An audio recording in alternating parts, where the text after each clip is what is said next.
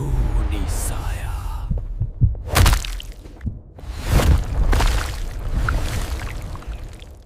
आधी रात होने को थी। सड़क पर ऐसा सन्नाटा पसरा था कि कुत्ते तक हिल नहीं रहे थे।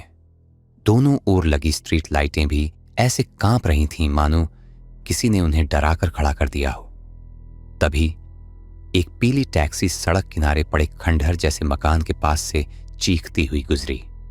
टैक्सी की पिछली सीट पर बैठी महिला बोली, भैया, मैं पहली बार कोलकाता आई हूं और पता नहीं उस बस वाले ने मुझे यहां क्यों उतार दिया। बस आप मुझे सही पते पर पहुंचा दीजिए। ड्राइवर मुस्कुराया, मैडम, यहां तो कोई बस आती ही नहीं। लगता है किसी ने गलती कर दी होगी, पर चिंता मत कीजिए, मैं आपको सही जगह पहुंचा दूंगा।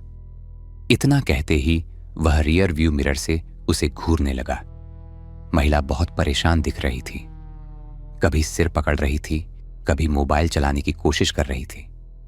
अचानक उसने कहा, भैया। ड्राइवर चौंक गया। जी मैडम, मेरा सूटकेस ठीक से रखा है ना? ड्राइवर ने राहत की सांस ली। उसे लगा था कि महिला ने उसे घूरते पकड़ लिया है। वह बोला, हाँ मैडम, बिल्कुल सुरक्षित है।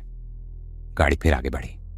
सड़क के दोनों ओर मिसिंग पर्सन्स के पोस्टर लगे थे, लेकिन उनमें एक बात कॉमन थी। हर पोस्टर किसी टैक्सी ड्राइवर का था।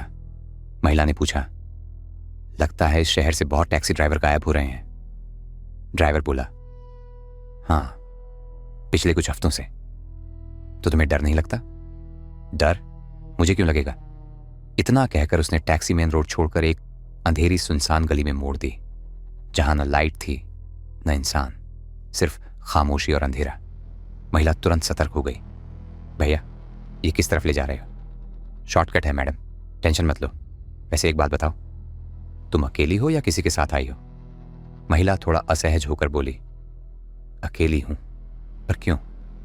अरे बस ऐसे ही, सफर अच्छा करने के लिए पूछ रहा था। महिला ने पल्लू संभालते हुए कहा, भैया, गाड़ी थोड़ा तेज चलाओ, सड़क खाली है। ड्राइवर मुस्कुराया, इतनी क्या जल्दी है? लगता है मेरी तारीफ का बुरा मान गई, पर क्या करूं, आपकी खूबसूरती की तारीफ किए बिना रहा नहीं गया। महिला ने तीखे स्वर में कहा, मेरी खूबसूरती पर नहीं, सामने सड़क पर ध्यान दो। तभी ड्राइवर का फोन बज उठा। 1 मिनट मैडम। उसने कॉल उठाई। हाँ बोल, कहाँ है तू? कल से दिखा नहीं, कहीं तू भी गायब तो नहीं हो गया? दूसरी तरफ से आवाज आई, अरे नहीं भाई, कल एक बढ़िया सवारी मिली थी, पूरा रसगुल्ला। उसे सुनसान जगह ले जाकर मजे कर रहा था, सोचा तुझे भी याद कर लूं। ड्राइवर हंसा, अच्छा, मेरे पास भी रसमलाई बैठी है, पता भेज, साथ में मजा लेंगे।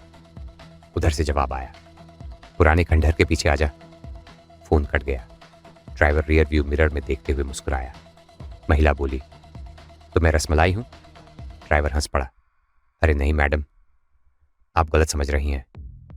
महिला ने उसकी आंखों में देखते हुए कहा, मैं सब समझ रही हूं। और अब समझ आया कि टैक्सी ड्राइवर क्यों गायब हो रहे हैं। ड्राइवर घबरा गया, नहीं मैडम, आप गलत समझ रही हैं। और उसने गाड़ी की स्पीड बढ़ा दी, लेकिन उसकी नजर अब भी सड़क पर नहीं, रियर व्यू मिरर में महिला पर ही थी। तभी सामने अचानक कोई लड़खड़ाता हुआ आदमी आ गया। ड्राइवर ने जोर से ब्रेक मारा, गाड़ी उस आदमी से टकरा गई। वह जल्दी से बाहर निकला, देखा वो भी एक टैक्सी ड्राइवर था, पूरा नशे में धुत। ड्राइवर उसे संभालते हुए बोला, क्या दादा, इतना नशा की होश ही खो दिए? तभी उसे याद आया कि कार में महिला बैठी है। वह तुरंत पलटा, लेकिन महिला गायब थी। अरे कहाँ गई वो? उसने चारों तरफ देखा, कुछ नहीं। तभी उसने सोचा, चलो दोस्त को फोन कर लूं। बड़बड़ाया, जूस तो हाथ से निकल गया, देखते हैं रसगुल्ला संभाल के रखा है या नहीं। उसने दोस्त को कॉल लगाया। तभी उसे पास ही कहीं से फोन की घंटी सुनाई दी। वह आवाज का पीछा करने लगा और कुछ ही पलों बाद समझ आया, घंटी उसकी अपनी कार की डिक्की से आ रही थी। उसका दिल जोर जोर से धड़कने लगा। उसने फोन काटा, फिर दोबारा कॉल लगाया। फिर वही आवाज डिक्की के अंदर से। कांपते हाथों से उसने डिक्की खोली। अंदर वही बड़ा सूटकेस रखा था, लेकिन अब वह पहले से कहीं ज्यादा भारी लग रहा था। उसने सूटकेस बाहर निकाला, धीरे धीरे चेन खोली और जैसे ही खोला उसके पैरों तले जमीन खिसक गई। अंदर कपड़े नहीं थे, बल्कि उसके दोस्त की अकड़ी हुई लाश पड़ी थी। ड्राइवर जमीन पर गिर पड़ा। मतलब वो औरत मेरे दोस्त की लाश लेकर मेरी गाड़ी में बैठी थी, लेकिन अगर वो मर चुका है तो मुझसे फोन पर बात कौन कर रहा था? तभी उसे समझ आया, भूत। वह चीखते हुए कार की तरफ भागा, लेकिन कार स्टार्ट ही नहीं हो रही थी। तभी सड़क के दोनों ओर खड़ी कई पीली टैक्सियों की हेडलाइट्स एक एक कर जलने लगी। फिर उनके हॉर्न एक साथ बजने लगे, जैसे सब उसे घूर रहे हों, जैसे सब उसे बुला रहे हों। डर से उसने आंखें बंद कर लीं। तभी उसकी कार अपने आप स्टार्ट हो गई और सामने से आती तेज रफ्तार टैक्सी से टकरा गई। टक्कर इतनी भयानक थी कि उसका सिर सीधे स्टीयरिंग से जा टकराया और वह बेहोश हो गया। जब उसे होश आया, वह लड़खड़ाता हुआ बाहर निकला।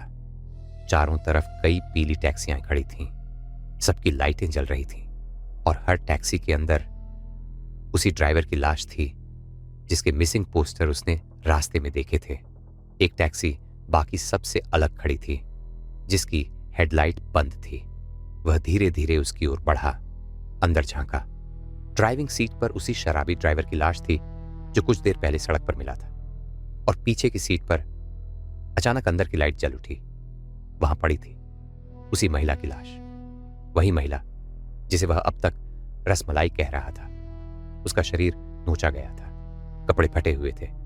तभी उसे समझ आया उसके साथ दरिंदगी हुई थी, फिर उसे मार दिया गया था और अब वह अपनी मौत का बदला ले रही थी। लेकिन ड्राइवर को समझ नहीं आया, अगर वह अभी तक जिंदा है तो उसे छोड़ा क्यों गया। उसने सोचा, मौका है, भाग जाए यहां से।